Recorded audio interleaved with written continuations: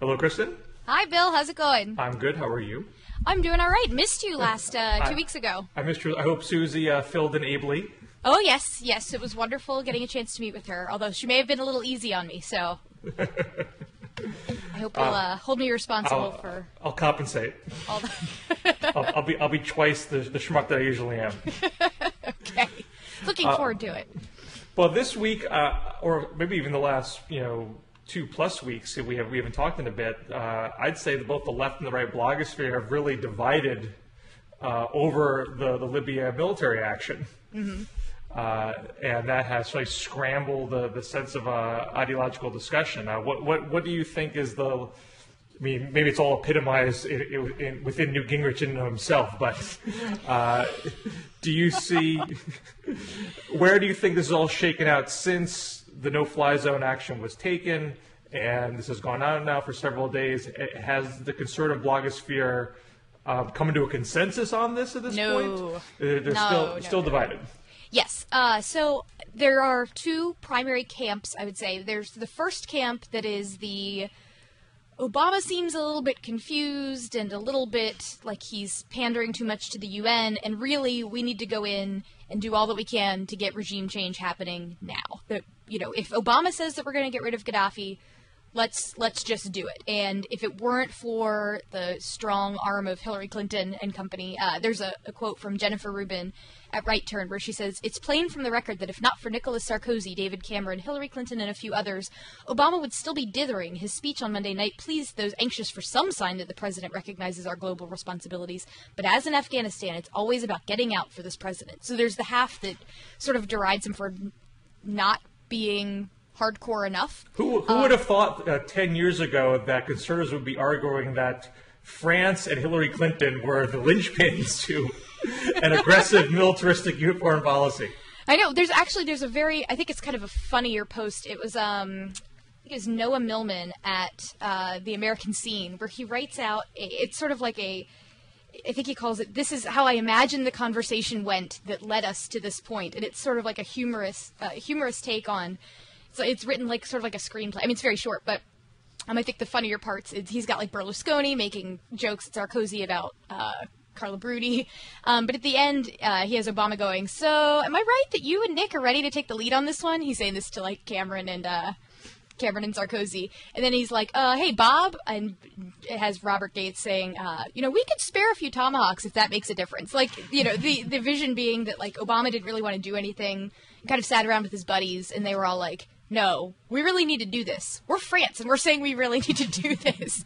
And Obama said, "Oh, okay, cool. Let's send in some tomahawks." But so there's the half that thinks that this isn't being taken seriously enough, and that Obama, we need to commit fully. Like, if we're going to do it at all, let's do it right.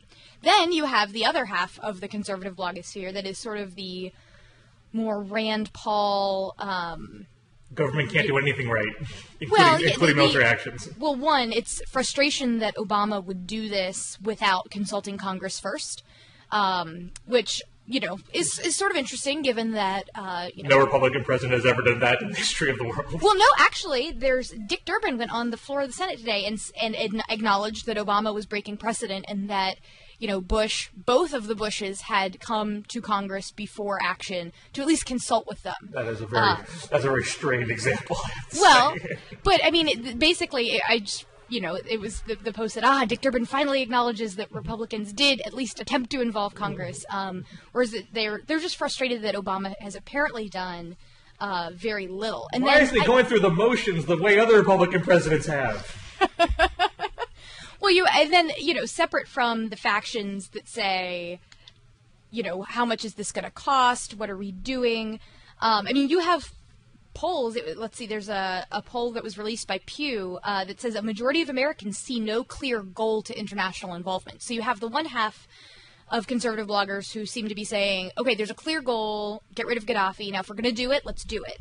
Then the other half says, I don't really see a clear goal. I thought that this was all supposed to be protecting civilians, and all of a sudden we're launching millions and millions and millions of dollars worth of Tomahawk missiles, and now we're like arming rebels, and the CIA's in the country, and hold on, this is not what I signed up for. Can we really afford to be in 3 countries at once? And you have Andrew Sullivan, who it's extremely arguable, not necessarily representing conservatives, but I would say this is a sentiment that he sums it up relatively nicely. I know he has a post called on the latest from Libya. It's so surreal, so discordant with what the president has told the American people, so fantastically contrary to everything he campaigned on, that I will simply wait for more confirmation than this before commenting further. I simply cannot believe it. I know the president is not against all wars, just dumb ones, but could any war be dumber than this? In a place with no potential for civil society, wrecked by totalitarianism, riven by tribalism, in defense of rebels we do not know who are clearly insufficient to the task. By all means, keep the no-fly zone to protect unarmed civilians from brute military force, but that must be the total sum of the commitment. So that's a big divide, and I imagine you are seeing a similar divide on your side as well. Certainly. You have, not even from predictable corners. There are certain blogs who have been pretty virulently anti-Obama from the left for a while, who are certainly being very critical of this for, traditional anti-war type arguments. You had Brad Reed of Crooks and Liars with the headline, "The Totally Unpredictable Outcome of Our Grand Libyan Adventure," really harping on the notion of the CIA involved, which in the CIA has long been a buzzword of American imperialism in some corners of the left, and going on to say how the CIA is going to making an argument this is going to play out the same way that the Iraq War did. John McCain will send out a tweet telling us he's having dinner with the very interesting rebels at the ranch. The good news, we give them more arms, they'll embrace freedom. It then turns out that the Libyan rebels we have ties to terrorist organizations. Libya becomes a safe haven where Al-Qaeda can plan attacks in the U.S. We get hit with another terrorist attack and then go reinvade Libya. So that's the deeply cynical logic on part of the left. Marcy Wheeler at Empty Wheel, part of the Firebug Lake Empire, had a headline, "Where will Obama try himself for material support of terrorism?" Talking about how there's some argument that some of the rebels have Al-Qaeda ties. They have Matt Iglesias, who generally is not in as bombastic a camp as with other blogs, had a headline called "Good Morning Libya," clearly riffing off of "Good Morning Vietnam," saying the level of uncertainty around these activities is huge. There are unbounded downside risks all over the place. And then takes an extra special knock at Congress, saying instead of the knowledge of those facts leading to greater hesitation about the profligate use of force, it just leads to a congressional flight from responsibility. We're getting some, perfunctory complaining about not consulting Congress, but no one actually doing anything about it. It's not like anyone is seriously expect Congress to defund this thing, even though there's a lot of, certain amount of whining about it.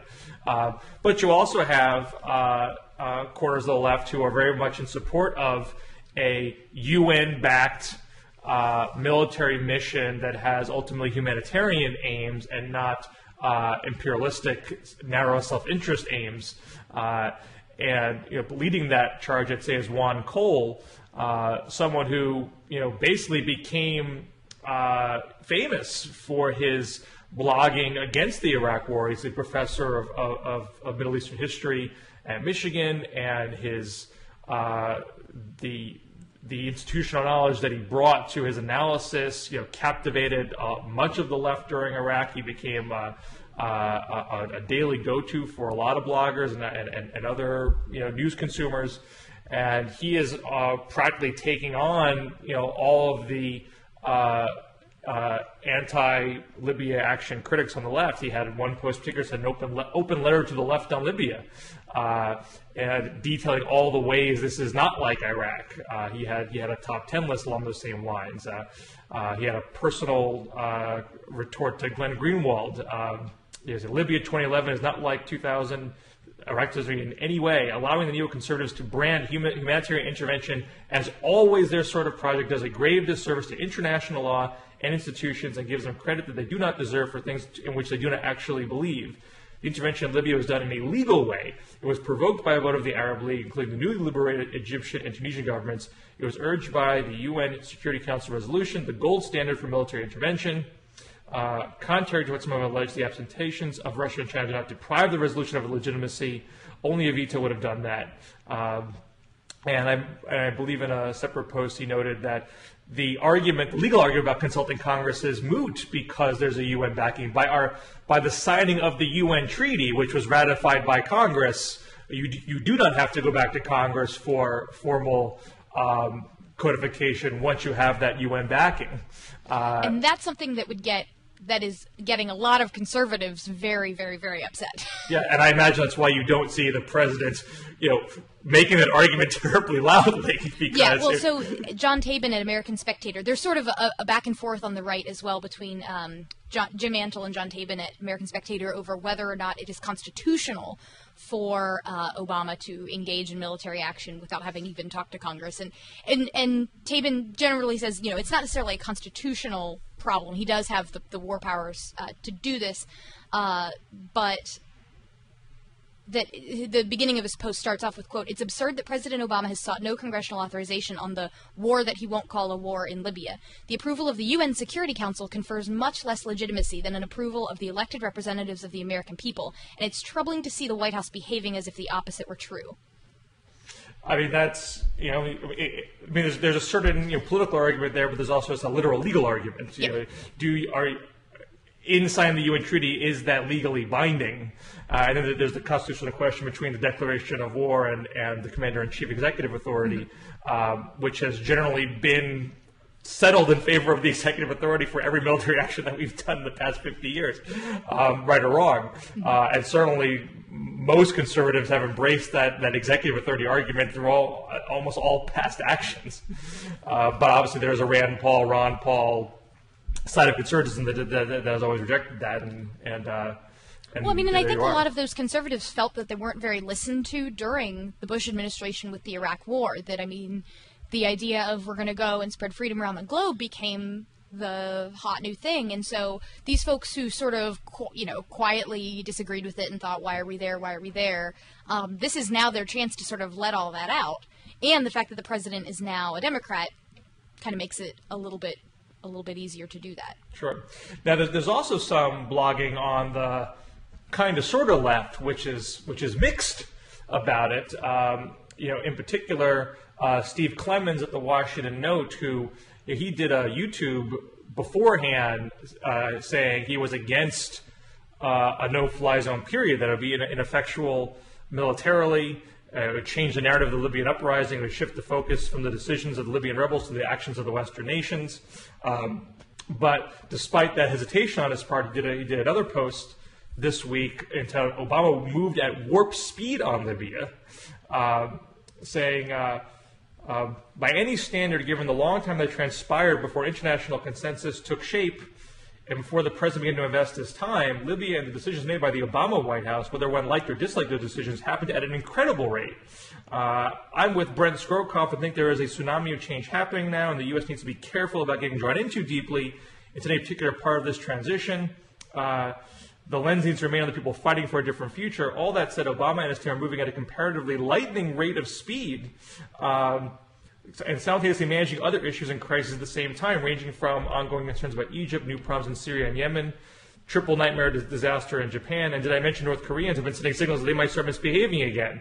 I don't agree with everything the White House does, but I have tremendous respect for the fact that Obama and his team have changed the dynamics of a response to potential and real mass human tragedy. I mean, part of the justification of this is I've seen some people argue, why are we doing this and not Rwanda and not Congo?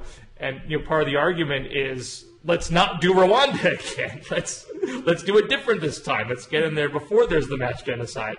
And Clemens is acknowledging that they've at least changed the standard of what is potentially doable on this score, which is very much a counter to that conservative narrative. And I think it's been the long-standing conservative narrative that Obama's in over his head on foreign policy, he's dithering, he can't make decisions, he's not leading.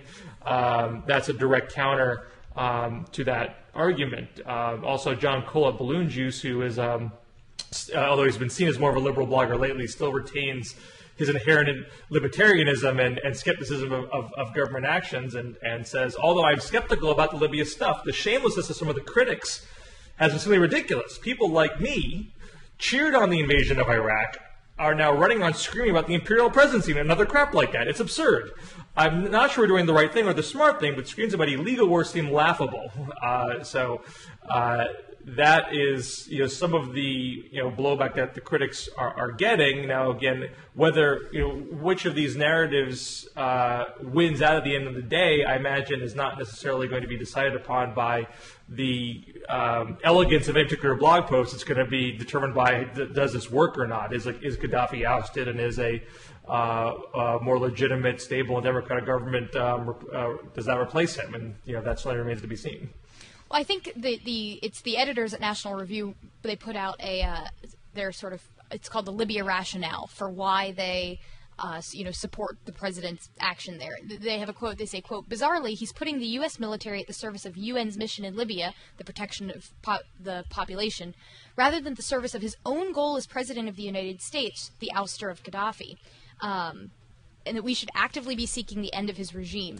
But they acknowledge that we shouldn't romanticize the rebels, quote, that not only are they highly disorganized, they will surely commit abuses of their own as soon as they have the upper hand, and they may have a limited appeal in the west of the country, as can be expected in such a society. Some of the fighters are jihadis who, in different circumstances, we'd be seeking to kill. Their chief virtue is that they're anti-Gaddafi. So it just there's an acknowledgement that this could go very badly. And so, even if the ouster of Gaddafi happens, that's not necessarily everybody's acknowledging now, in the quote here, as a practical matter, our goal is primarily the end of Gaddafi, a terrorist with the blood of Americans up to his elbows, and a dictator so heinous that even the club of Arab dictators could no longer abide him. If his ouster is the final outcome, all the dodginess will have been worth it.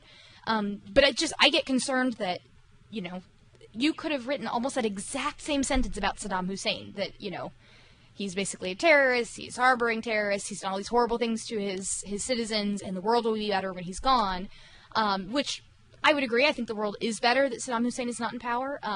That may just be me as a conservative, but it does concern me a lot that there are so many folks who are saying this isn't going to be like Iraq, but the more and more things that I hear about the case for it, the more and more it's sounding a lot like Iraq, and I have to wonder, are the lessons learned from last time, or what were the lessons that were learned from Iraq? And that to me is the big question. I mean, the structure of some of these arguments may be parallel, but the veracity of them may not be, and the competence of the people doing the actions may be wildly different too. So you could certainly, from the left perspective, the notion of the CIA being in there conjures up all these images of what the CIA did in the 50s and the 70s and the 80s that were seen as imperialistic.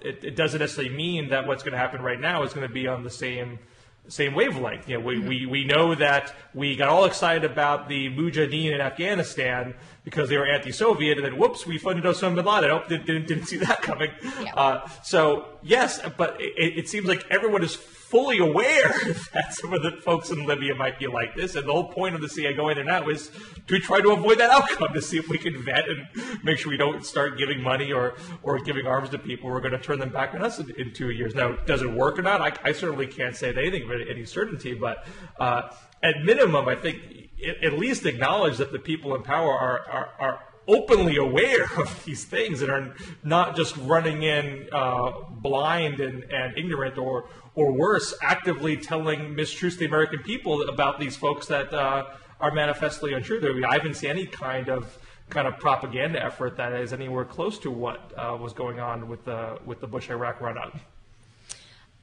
Well, the other question that I have been wanting to pose is, to what extent, I have to admit that I think the decision for Obama to come out and say he wanted regime change was not, if you had to ask me a few weeks ago, what do I think Obama's strategy would be in this hypothetical situation, I would have said the protection of the people, the humanitarian, that the UN goal. I would not have said regime change. And so there have been questions, there's no Obama doctrine. Like, you can't really predict what he's going to do, and is that a good or a bad thing? There's a conservative blogger who thinks that's not a very good thing. Brian Preston at the PJ Tatler says, quote, I've just had an epiphany. Barack Obama has spent so many years being cagey about what he really believes, trying to appear moderate to one crowd and at the same time signaling to his lefty community organizer allies that he's really one of them, that he's no longer able to tell a straight, simple truth about what he thinks. He never wants to say anything that would allow anyone in any faction to box him in definitively. I don't think that Obama made the decision for regime change out of political motivation, but I am interested in hearing your thoughts on why there is not as much clarity around what Obama's foreign policy viewpoint is.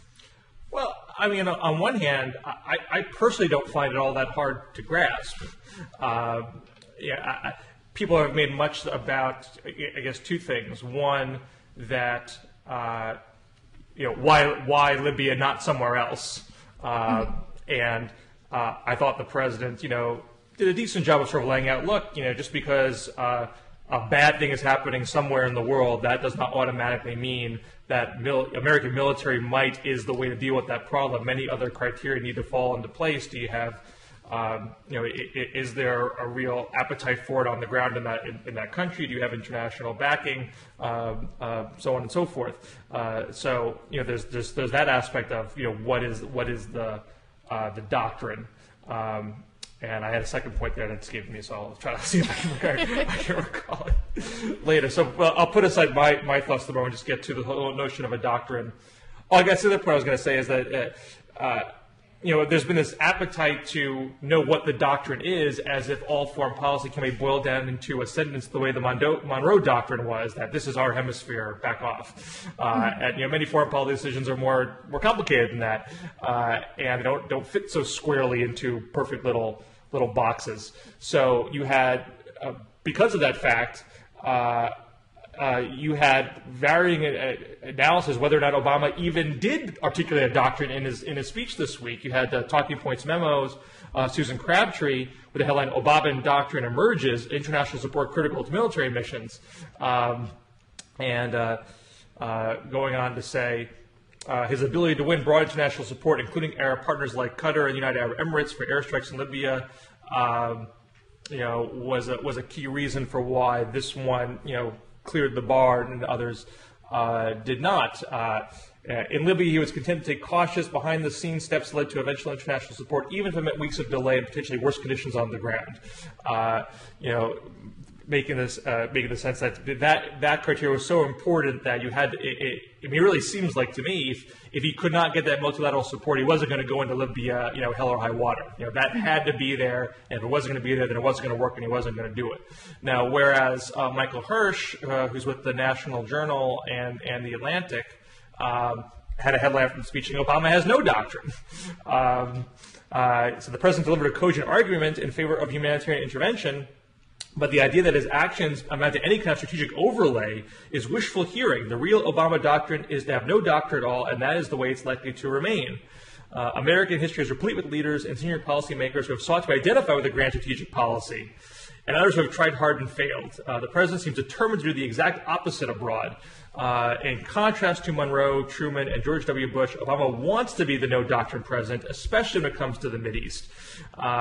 Now, I wouldn't take it that far myself. I think that the testimony that Clapper gave, the head of the Director of National Intelligence, gave during the Egyptian uprising, where he said, this is a moment where we can change the narrative in this region of the world and put al-Qaeda on the defensive. I'm not saying this verbatim, so forgive me if I'm putting words in his mouth, but my interpretation of his comments was, if you can have real, authentic, credible democracy in the region, bottom up, not imposed from above, that takes away a main recruitment argument for al-Qaeda. The people there feel more enfranchised. They won't run to a terrorist movement that would upset American national interests. Even if that means some people in these countries are people we're not going to like, as long as they're not blowing up things, that's okay.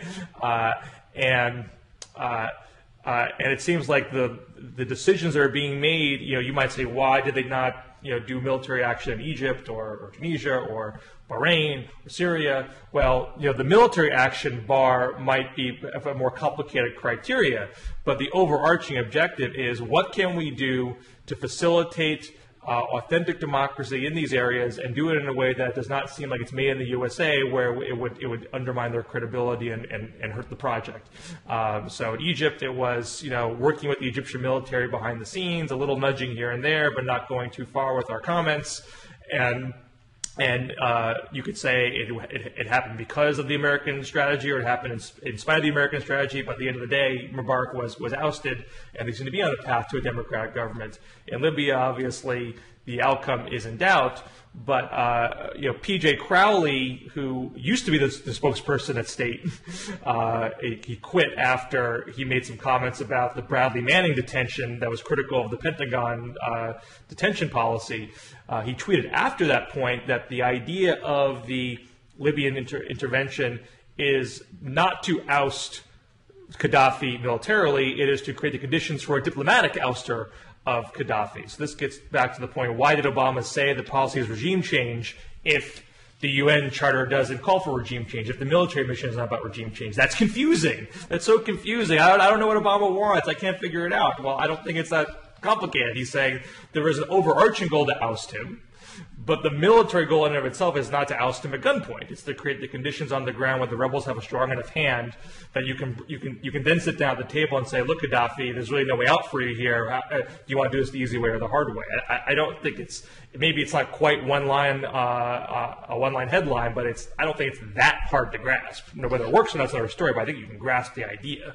Yeah, that was actually also a part of the National Review post that I'd mentioned before, the Libya rationale one, where there's a sentence that says, it means continuing to destroy as much of the military on the ground as possible. It means attacking his command and control operations in hopes that a lucky strike kills him, but it also means reaching out through every possible diplomatic avenue to offer him a way out in the form of a one-way ticket to some place like Venezuela that, ideally we won't have to go in and find him and like go through a whole, just as long as he leaves the country, that's sort of the goal. The only other point that I wanted to sort of bring up that was interesting is, so Marco Rubio is a fairly prominent, fairly conservative, very conservative sort of Tea Party darling member of the Senate, and he has decided to speak out on Libya in the Middle East, and it says his decision, there's a post by Stephen Hayes over at weeklystandard.com, where he says many conservatives, including prominent talk radio hosts, have argued, echoing to Secretary of Defense Robert Gates, that U.S. intervention in Libya serves no vital national interest. Several senators have made precisely that argument in a meeting on Libya on Wednesday afternoon of Senate Republicans that several sources described as contentious. Rubio disagrees. Which I had never really thought of that before. I mean, I know on the Republican side that there'd be a big difference even among sort of mainstream prominent conservatives. But I wonder to what extent that the sort of lack of an Obama doctrine may have to do with the sort of, team of rivals that he, because wasn't that his big theory when he got into office? He read Team of Rivals, or you know what I'm talking about. Lincoln's cabinet. Yes, exactly. And so that, that because Obama's got a lot of very differing voices, that are sort of, almost publicly, that are publicly sometimes at odds with one another, that would also make it difficult for him to sort of have an Obama doctrine when he's built his administration on trying to have lots of competing voices that will sort of lead to less predictable policy, I would think. This whole notion of team of rivals and differing voices and whatnot, it strikes me as strange because, as far as I can tell, every White House has had differing voices. Every White House has a range of viewpoints. Every White House has internal arguments. I mean, yes. As George W. Bush did have Colin Powell and to some degree Condi Rice, in their cabinet, and they had differing views sometimes than Don Rumsfeld and Dick Cheney and Stephen Hadley, and the fact that Colin Powell lost a lot of those arguments or got co-opted or whatever, doesn't necessarily mean that they didn't have some kind of debate that the president, or maybe in his case the vice president, had to referee. And there was all this talk after Egypt that Hillary lost the argument. She wanted to prop up Mubarak, and Obama pulled out the rug from under her and humiliated her and then blamed her for the dithering. And now the narrative is all about how Hillary and Samantha Power and Susan Rice won the day and overcame all the men in the White House to dictate Libya policy. It could just be that they have slightly different. They have a general shared view outlook of the world, but some differing viewpoints on how you get from point A to point B, and they have it out, and the president decides, and that's. The better presidents are good at deciding after hearing a good argument, and it's not all that strange. The only other that reminded me, there was a post I read on Jezebel, not a conservative blog, but that pointed out that it's sort of funny that all of these conversations about Hillary and Samantha Power, that there's this narrative of the sort of warrior muse that they find to be incredibly sexist, that there's all these posts about Samantha Power with her red flowing hair walking in and saying, everybody, no, we must get rid of Gaddafi, and magically all these minds are changed. That's sort of an offensive, lightly humorous, but not so humorous in that it sort of belittles women narrative that had emerged. So when you mentioned it, I thought, as a former professional feminist, yes. I did used to work for a feminist organization, and not that I speak for the women's movement by any long shot. I'm sure there are sexist descriptions in some of these profiles, and of course, Samantha Power and Hillary Clinton have said that to put this through a gender lens isn't even accurate. So maybe we're getting ahead of ourselves, but. The fact that you don't think it's possible that they're the mama grizzlies protecting America from Well, I think we should acknowledge there are several prominent women in Obama's foreign policy inner circle who carry influence. I think that is indisputable. And I think that's fantastic. It is fantastic. Sorry for the digression about this. And whether you agree or disagree with the decisions that they're making, no one is looking at them as lesser people or window dressing or incompetent at their jobs. They may have a viewpoint that you or someone else disagrees with, but they are seen as full-fledged members of the inner foreign policy circle, not just in a more traditional, women's area of policy. So that to me in and of itself has to be considered good. All issues are women's issues. That's right. I know we want to get to budget stuff. I know you have to catch a flight, so forgive me for dwelling this too long. I do think it's notable that if I go back to Juan Cole's post on this, I do think it's interesting. I see this dynamic a lot on the left, and maybe there's something similar on the right. I don't know. But certain people have achieved a certain currency on the left sometimes. And I think Juan Cole achieved that in Iraq on foreign policy. Well, these crises happen. Let's face it, most of us are dilettantes, and we're all scrambling around the internet trying to learn things on the fly. And you end up gravitating to a few folks who seem to be very knowledgeable. And Juan Cole served that role for a lot of the left during Iraq. But then when he takes a position that splits the left, I don't think Juan Cole succeeded, and this is not a knock on him, in unifying the left around his position. The division is still there, and if you are inclined to be a war skeptic, regardless of who's in charge and what the objective is, Juan Cole's post doesn't change your mind. Paul Krugman carries that currency on the left on most economic issues, but at times when he has embraced the compromise, for example, on health care, or I think probably more notably on Wall Street reform, where he was much more sanguine about the compromises being made there than, say, Simon Johnson, who was a former IMF economist, but became very notable online as a chief blogger antagonist towards the Wall Street reform as being insufficient. As soon as Krugman took the more middle-of-the-road position, it wasn't that people actively bashed Krugman or excoriated him or said he was a sellout. They just kind of put him to the side. So I'm not going to read Krugman right now. I'm going to read Simon Johnson instead. So this dynamic does happen on the left to some degree, which I don't think is terribly healthy. Not that just because true, just because you're right about one thing before doesn't mean you're right about everything in perpetuity. But I do think some folks they're sort of picking and choosing of who you want to read based more on what your personal inclinations are. And it's an example where I think the blogosphere, and it's not a lambasting of the medium and that's ruining the discourse or anything like that, because it's not like the traditional discourse is any better, but it hopes that the discourse would be uniformly enriched. I think there's one area where that falls short, where people tend to revert to picking and choosing and not allowing the debates to fully get fleshed out. Yeah, I think that certainly exists on the right. I can't, off the top of my head, think of who are the folks that people turn to when they want to hear an argument one way or another. I mean, if you wanted to hear the sort of traditional neoconservative argument on something, you would turn to a Bill Kristol. And if you didn't want to hear about why intervention in place X was good, then you wouldn't listen to Bill Kristol, or you'd go. You wouldn't read the Weekly Standard. You'd go read Reason for that week.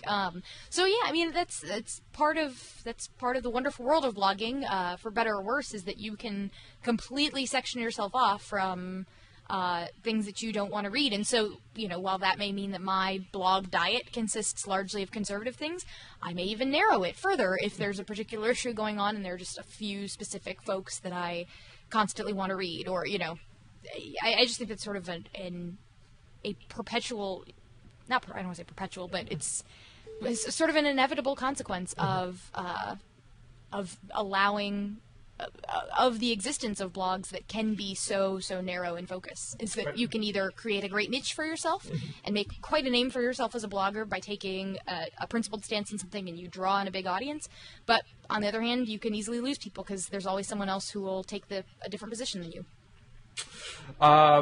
With that, let's shift away from the world abroad.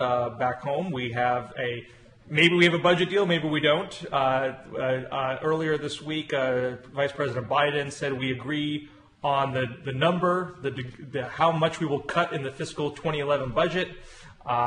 Speaker Boehner then came out and said we haven't agreed to anything. So where that leads, could look very different by the time our conversation gets posted on Blogging Heads. But in the immediate aftermath of this, it looks like on the left you are getting early criticism to the idea of this deal along the lines that we heard during the tax cut deal in December, that they're caving in, they're accepting the Republican frame, that all cuts are good, and missing an opportunity to have a more principled fight. You have Sarah Babbage at the American Prospect pointing out that the number where they're landing on, about $33 billion in cuts, is, if that number sounds familiar, it may be because the number of Republicans originally proposed in February, before the Tea Party would successfully convince GOP leaders to push for more. This is a shameful outcome, but Democrats have no one to blame but themselves. From the beginning, they have played within the Republican terms of the debate, never questioned the GOP's orthodoxy's line that the deficit is a spending problem that needs to be dealt with immediately. And David Dayan over at Fire Dog Lake said, given all the headwinds in the economy and the fragile nature of the recovery, this is about the worst year to enact such a thing. $33 billion in cuts comes directly out of whatever stimulus that was in the tax cut deal. I tied everything in that deal, other than the extension of current law, to be about $110 billion. So this knocks us down by 30%, and oil prices do a lot of the rest of the work. And the other notion coming out of this debate is the Republican role in this, and my colleague at ourfuture.org, Dave Johnson, said, why are Republicans forcing a shutdown, basically making a case that they want to hurt the economy, they want the government to grind to a halt and deprive it of additional prime pumping. And this are, both those arguments sort of show the rock and the hard place I think the White House is in, because sort of either way, you hurt the economy, you hurt the short-term economy. Having, from a Keynesian perspective, having $33 billion in cuts is bad for the economy, and having a government shutdown is bad for the economy. So, which ends up being the least worst thing you can do, and either way, he's certainly going to get criticism from some corners. But I imagine the conservative blogosphere can't be thrilled with the compromise either, because they have been on the warpath saying it's $100 billion or bust. Well, not even necessarily $100 billion or bust. I think the newer number that had been floating around was like $61 billion, which well, that's what the House bill was. Yeah, which wasn't pleasing everyone, but it was definitely better than the 33. And what was fascinating, so this morning you had Ala Pundit over at, you had Daniel Foster at the corner at NRO. He was posting about that deal, and this is before it came out that the deal was a no-go. He said, I have it from a very knowledgeable Hill insider that it might be a bait and switch. They're setting us up by saying there's a deal, the source says, so when there isn't one on April 8th, they can claim that they had a deal, but we backed out. In short, and then he posts a video clip of Admiral Akbar saying it's a trap. Which then later that afternoon, Boehner did come out and say, no. This is no deal. Which, I mean, it is kind of smart on Biden's part, right, to say, like, oh, we came to this agreement on this number, and it's a number which, in my opinion, is going to tick off the right much more than the left. So Biden's not really risking... You underestimate the anger of the left. I do. I greatly underestimate the anger of the left. But, But I agree with you, they'll anger the right as well. Well, yes, that number would tick off the right, and therefore, if it sounded like a deal had been made, and that Republicans were then saying, "Oh, we're just kidding, we're backing off, we got to get rid of Planned Parenthood and NPR," even though that wasn't part of the deal before. Sorry, I mean, then that does make Republicans look like they bailed. That's not what happened, or that's not what is happening, and so I think it was smart for Boehner to come out right away and say, "No, there is no deal." It seems to me that I'm reading between the lines a little bit, and correct me if you think my assumptions are wrong, that Boehner has agreed privately that number would be an acceptable number, even if, as he says, nothing's agreed to, everything's agreed to, that they have some preliminary agreement on that. But he is not sure he can convince the rest of his caucus on that point, and therefore he doesn't want to get ahead of his caucus. And that leaves, I think, the operative question. Is he willing to split his caucus and pass this with substantial Democratic support, which, depending on how big the split is, could risk a speakership? Or does he feel that he has to have a shutdown for some period of time first before he can make the political argument to his caucus that this sort of deal is necessary? And I don't think we know the answer to that yet. But it seems to me that that's what's sort of outstanding here, because it's been clear for a while that Boehner does not want a shutdown, unlike, it seems, the bulk of the Republican caucus. No, I do not think that Boehner wants a shutdown. And I don't think that most want a shutdown. But I think that there is a willingness for shutdown if significant concessions are not made. So I don't think, like, for instance, today there was a Tea Party rally on the Hill, and there was a big chant. Like, the big story was that everybody was chanting, "Shut it down, shut it down." Well, if you were there, it wasn't like they want it was in response to the idea that, like, people are so afraid of a shutdown that they're willing to take a really bad deal just to avoid a shutdown. So Eric Erickson at Red State has a post where he says, Washington Post reports that House Republicans, instead of picking a fight for real spending cuts, are set to woo House Democratic moderates to vote for the GOP budget instead of wooing conservatives.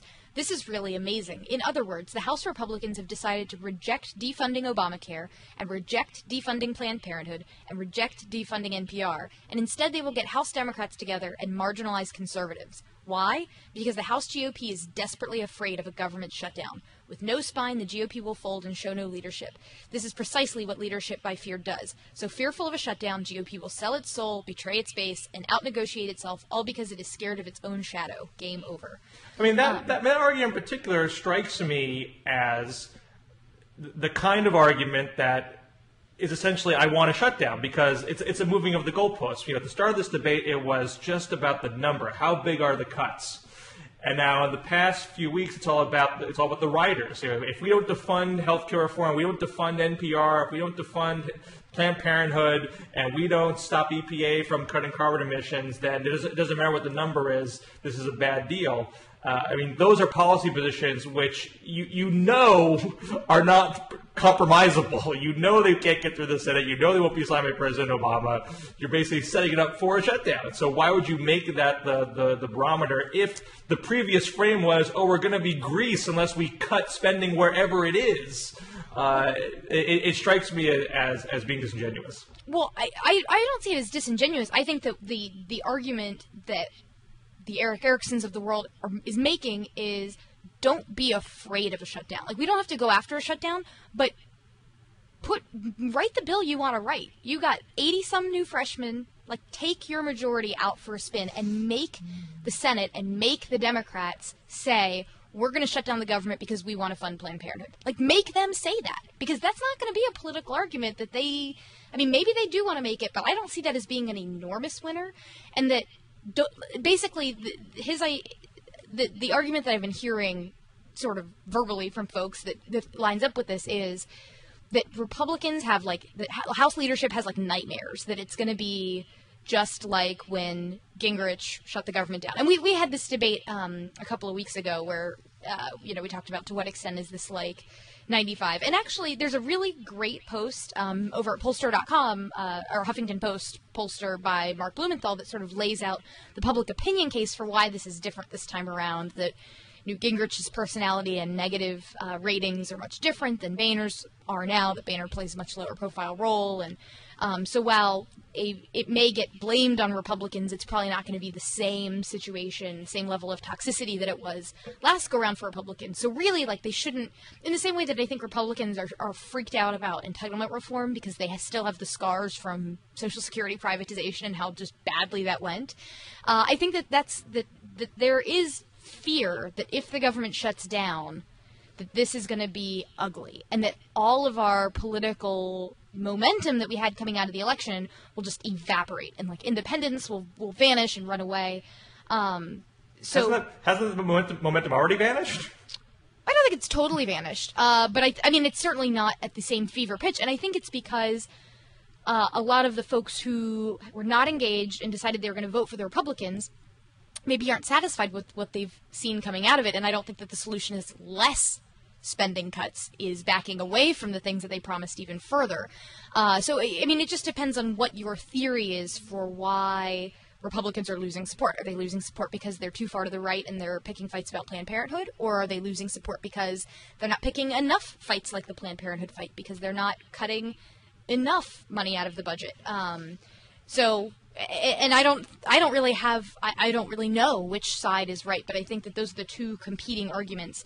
And I would certainly say that I think the leadership at this position does not really know either and is afraid of losing support on both sides and is trying to keep everyone under that tent. But when you've got 83 freshmen who have never been a part of this process before and they show up in Washington and discover how dysfunctional it is, it can be very hard to get them to say, like, look, if you want spending cuts and, we're not just going to talk about spending cuts on the campaign trail. If we want real, actual money cut out of the federal budget, the only way to get that to happen is to get Obama to sign a bill that does it. And in order to get Obama to sign that bill, you can't have this little stuff in there. I mean, it sounds like sort of a cynical beat down, Washington got to me and we can't really achieve our dreams sort of mentality. But so that's what the Tea Party's out there rallying about. They're saying, no, you know what? We put you there to do the tough thing, make Obama, do what he says. Make Obama veto it, make it fail in the Senate, but do something. Pass what you want to pass. Now, there's this other thing that they're talking about passing, which is it would make H.R. 1 permanent, which I don't think is going to make, that's sort of gotten like a lukewarm, everybody's sort of shrugging their shoulders about this. I don't know if you'd heard about it. I'd say lukewarm is very charitable. Yes. So just sort of like, you guys, we're all about the Constitution, and this bill is like, you can't force another House of Congress to, this is like Demon Pass all over again. So, but it's on our side this time. But the final thing that I want to go back to that I think has been interesting, I always love Reihan Salam at NRO's The Agenda, and he sort of directs his readers to Keith Hennessy, who I've mentioned before in the sort of Keith Hennessy plan, which is Keith Hennessy used to be in the Bush administration. Used to be in the Bush administration. Has a blog now where he talks about, tries to explain economic policy to folks, and his vision for what he thinks Congress should do, and what Reihan thinks he posts that he thinks people on the Hill ought to read this Keith Hennessy a little bit more, is that the goal should not be to fight. The goal should be to cut spending. So in that sense, he's, in line with what leadership wants. And his plan, that I think I mentioned before, is rather than one big spending bill, you just keep doing these CRs every 2 weeks, but each time you ratchet it up a little bit. That each CR you ratchet up by $100 million more in cuts. And that between April 8th and September 30th, he says if you do that and you ratchet it up each time, that in the last week of September, you'd be cutting $4.5 billion in 1 week from the budget, and that your ending cuts would be $82.5 billion. So he says, do this, like, keep pushing people. Keep doing the continuing resolutions until Democrats say stop, until Democrats don't vote for it, and then you both win the political battle. And if they never do it, you get your $82.5 billion worth of cuts, which is better than the 60, and it's better than the 33. So he sees it as being both a policy and political winner. Then again, I do not know how widely read he is on Capitol Hill. Right, so it doesn't seem like the short-term CR strategy seems dead at this point. The appetite for doing that kind of, I mean, it seemed to be what Boehner wanted to do, was to kind of nibble away at it through CRs, but then the Tea Party folks said, enough is enough. We're not going to keep doing it this way. We've hit a wall. Yeah, so I think the political way to make this work would be to point out that at the end it would cut more, or to, but I mean, making the argument this will be politically better is not going to win you Tea Party people. So, because that's not what they're about. They're not about the political win. They're about the policy win. So. Now you have about 5 minutes left. I do. I'm so sorry because I'm running to. I have to fly to Pittsburgh. That's okay, but I know you very much want to talk about the scandal of the century in Delaware. Yes. Was this launched by Beck's site, The Blaze, or was it launched elsewhere? This is the. If you're not in conservative blog circles, because I only knew about this because you told me, Kristen, there was an issue where basketball poles on a residential street that were next to the curb were violating Delaware's clear zone law and ended up being removed by the state. And one homeowner went ballistic on video, was picked up by a Delaware news site, and this became a cause celeb on the right. I don't know where it began. I first became aware of it from a tweet from Amanda Carpenter, formerly of Town Hall, and now she's a communications director for Senator DeMint. And then it sort of like took off from there. So the story is particularly upsetting, given that it's March Madness, and how could you do this? The basic premise, it's video, and it's not this sort of like conservative sting video. This is not like a James O'Keefe sort of thing where like there was a game of gotcha. The video's on a news site. It's not a conservative. Yeah, this is not a partisan story, but it got a lot of traction in the conservative blogosphere. That there was a neighborhood in Delaware. Folks had these basketball poles up. Someone in the neighborhood complained, and so the Delaware Dot came out and was just taking the poles out of people's yards, and so there was video of in some fairness, they had sent letters to the homeowners several months previously saying this was going to happen. Yes, and the guy says in the video that he thought that he'd gotten in touch with his state representative and thought that something had been worked out. In the video, it shows a sort of state trooper coming and saying you have to move your car because they had parked their car right in front of the hoop. And the mom crawled up and was sitting on top of the hoop, like, you can't take my private property. This is my basketball hoop. You cannot have it. Earth first. Pardon? Sorry, you're too young for Earth First. Oh, I'm sorry. It's like people who climb up in trees and getting cut down. But this time it's a basketball hoop, and so it was just a sort of sad video of watching these people stand on their front yard saying, don't take my private property, government, what are you doing? And this sort of nasty state trooper who was saying, like, quit yelling at the people, quit yelling at the government people who are doing this, you're threatening them, don't make me have to arrest you. And the guy's like, I have a right to free speech. I can say what I want to the people stealing something out of my driveway. But it's not on their driveway, it was on public property, it was next to the curb. Well, it was like hanging over that, because it was right next to the curb, it was hanging over. Well, so then the other issue is the woman said, we'll lay the hoop back in your yard afterwards when we're done. Like, we're not going to take your property. We're just moving it away from the street, which seems, okay, so it's a violation of this ordinance, but who made this comment? But the worst part is the woman on the video says, we're not going to take your private property. We can leave it in your yard if you make the request. And then, not a minute later in the video, I don't know much time elapsed in real time, they take out the hoop, and they throw it in the truck, and the guy goes, I want it back. I want my hoop back. And she's like, no, you can't have it. And he's like, you just said on tape that I could at least keep my property. And she was like, no, I can't do that. But they're not taking it away permanently. They have to pay a fine before they can get it back. So there might have been a miscommunication. Yes, they can pay the government money to get their own private property back. Because they were breaking the law and were responding to a request to move it voluntarily. You're defending the nanny staters, man. I'm defending a law. I mean, I thought the Tea Party were about reading the Constitution and following the law. Now, maybe the law is a bad law, but it is the law.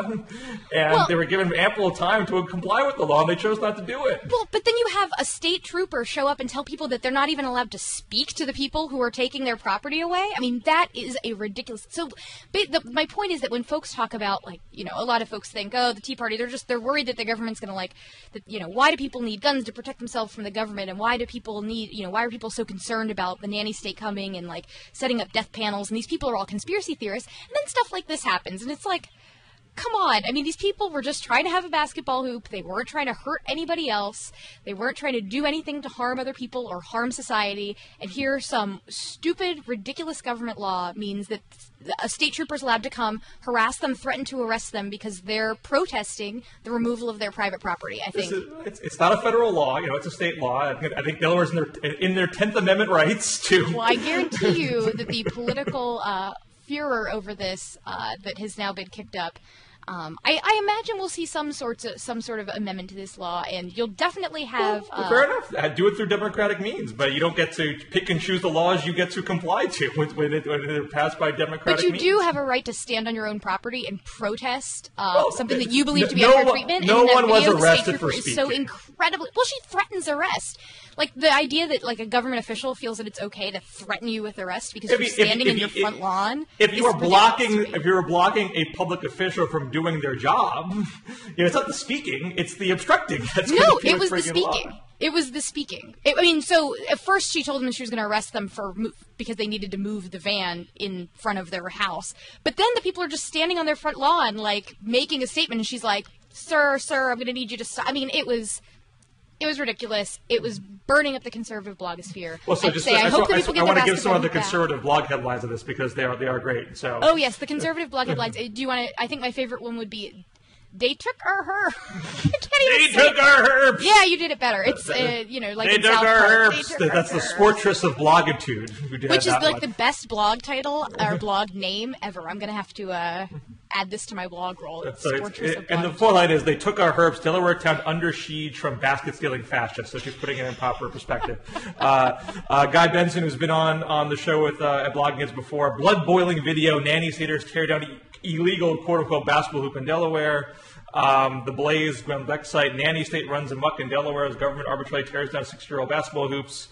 And man overboard, more stupid law enforcement this time in Delaware, and all this I find, you know, wildly overblown, ignorant or willfully ignorant of what the actual law is there. But it does show how conservatives are very adept at taking local stories, throwing away all of their talk about federalism and states' rights and local control, and feeding it into a larger national narrative. You know, going from enforcement of a local law to death panels and nanny state, you know, is a very sly thing to do, and the left has never been as good historically. I would disagree. I think the left often, there's a great piece, I think I reference it pretty often. It was by Connor Friedersdorf at the Double Think Online blog for America's Future Foundation. This was years ago, where he has a big post. It's like the Kool-Aid acid test conservatism. I don't remember the name of the post exactly, but he makes the case that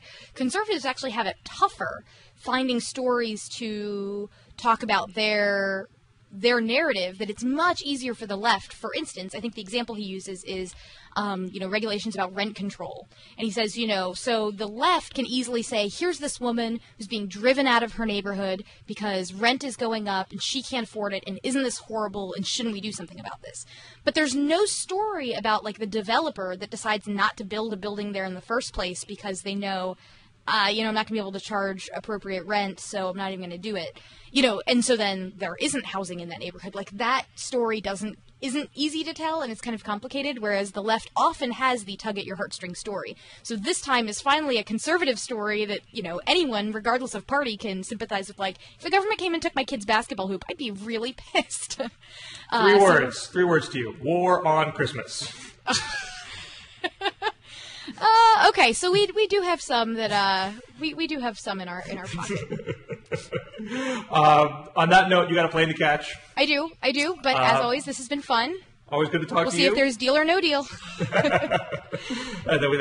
April 8th is the deadline, so I guess we'll be back on the week after that. So we'll know if there's a government in operation the next time we talk about it. Or maybe it'll be another CR, and this will just start to feel like Groundhog Day.